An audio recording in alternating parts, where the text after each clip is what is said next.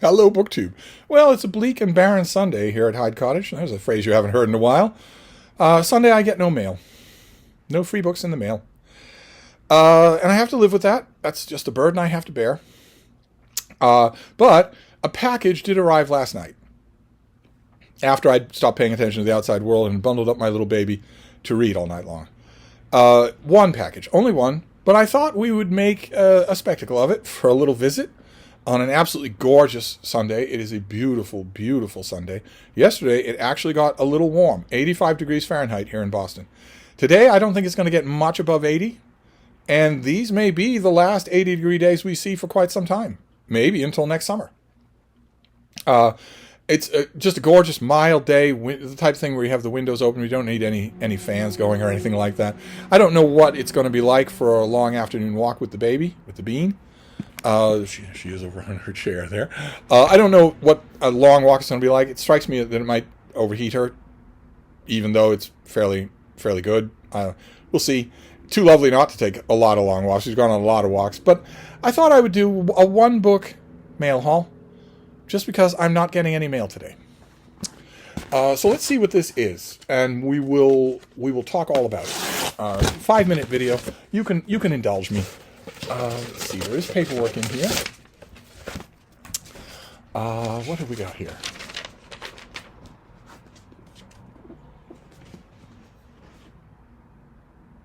Wow. Wow. Okay, this is in December. The sheet that comes with it is just blurbs.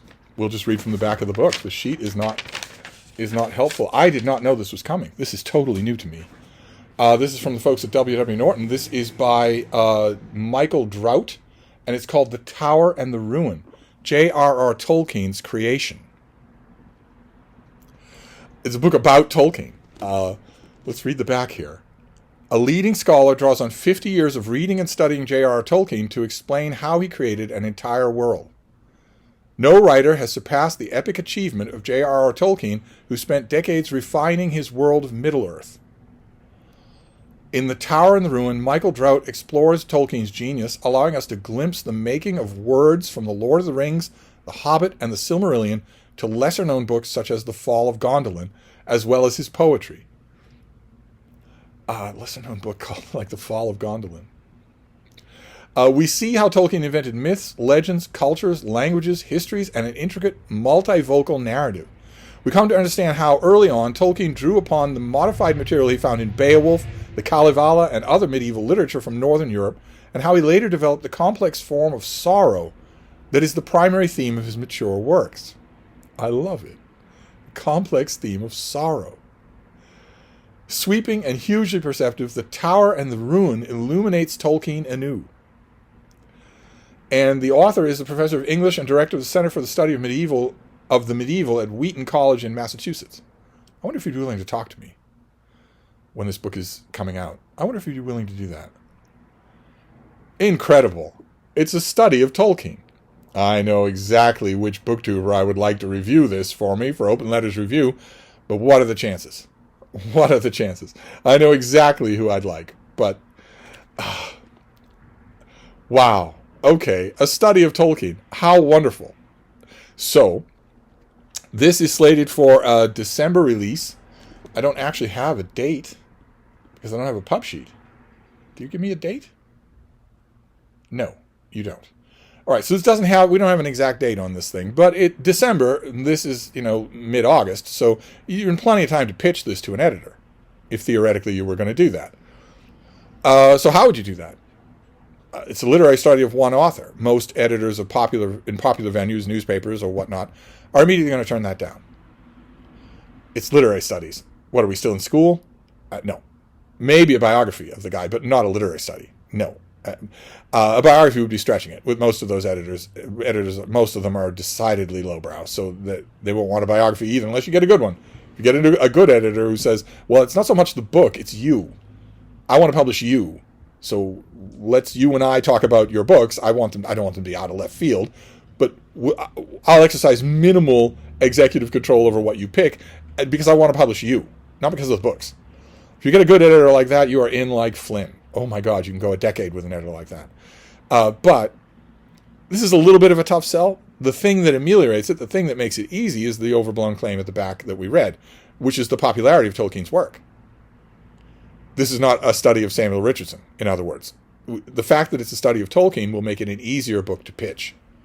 There is a hook there for a general audience, especially since it sounds like this is mostly about The Lord of the Rings and The Silmarillion and The Hobbit. It's great. Fantastic. So, you could pitch it along those lines. You should pitch it along those lines. Pitch it to an editor saying, everybody knows Tolkien. There's a new study of his work coming out that general readers might find interesting. Your answer's still probably going to be no. But at least that's a foot in the door. At least that's a way to do it. Whereas you couldn't do that with Aphra Behn. It wouldn't work. And then there's a question of how you review the book. And who you should be to do it. Ideally, you should know your Tolkien. You should have read Tolkien, because what if this author's wrong? What if he makes some points about that theme of sorrow or other themes in Tolkien, and you can think of examples in the text that contradict him?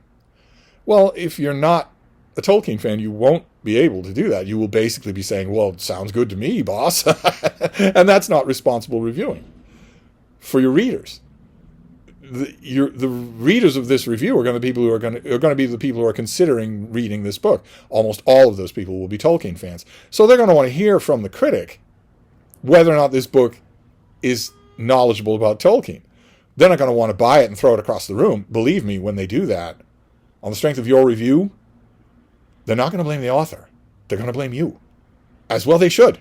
So, ideally speaking, not to gatekeep or anything, but ideally speaking, you wouldn't even pitch this review unless you were really familiar with Tolkien. If you are, then you could, and that would be the tack you would use, that everybody knows Tolkien in one way or another. Your pitch, keep in mind, should be 3 lines long, not 3 sentences. 3 lines on a standard piece of paper. Just that. The prospective editor should be able to read it in one eye blink. They will know, that editor will know in an instant whether or not she wants to run a review of the book. She will know in an instant. She will not need your pitch. She will not need you to talk her into it. She will not need to research the book. She will know in an instant. So all you need to give her in your pitch is an instant's worth of prose. That's all you need to do. New book coming out on Tolkien. Everybody knows Tolkien. This might be very interesting for those readers. Simple as that. If you get the go-ahead for that, that's why you will do it, because Tolkien is well known. Very interesting. I will gladly write about this. I've been reading Tolkien all along. I've read and reread his works a lot, but I'd rather farm this out to a die-hard Tolkien fan. I can think of 3 who have BookTube channels. As far as I know, only 2 of those people have never written anything for publication. Anyway, I can dream. I can dream. Anyway, there you go. That's our one and only book for today, The Tower and the Ruin, about the theme of sadness, of sorrow, running through Tolkien's fiction. I love it. So I'm going to wrap this up and go back to just feeling sorry for myself because I don't have piles of free books on the porch. But I'll be back, I suppose. I'll be back. I might get books tomorrow. I'll see you then. Of course I will. Thank you, BookTube.